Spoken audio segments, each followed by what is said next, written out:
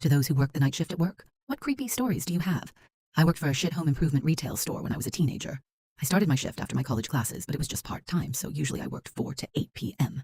Sometimes, though, hours would shift a little, and I'd have to work until close, that is, 10 p.m. Anyway, on one of those late evenings, there was this redhead who worked the registers. Sometimes the cashiers would need to carry all the crap people changed their minds about buying, and put them back on the shelves late into the night.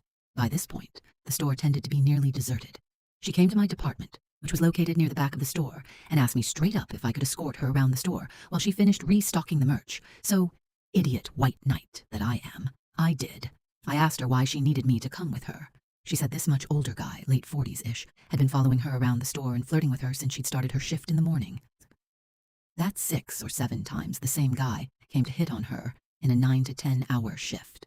We did have security in the building, and she did report the guy, but our 2 guards were the most useless sacks of dough ever, and couldn't even find him despite the guy returning to harass her numerous times.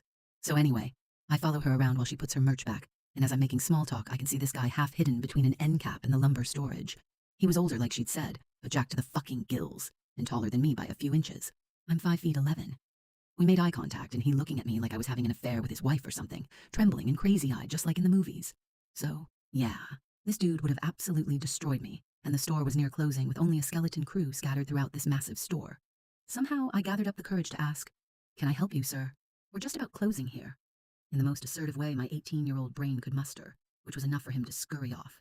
The girl just kind of smiled nervously at me like, that was him, wasn't it?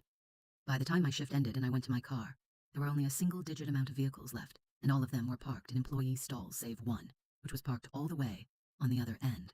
I couldn't see if there was anybody inside, but there shouldn't have been any customers at that point.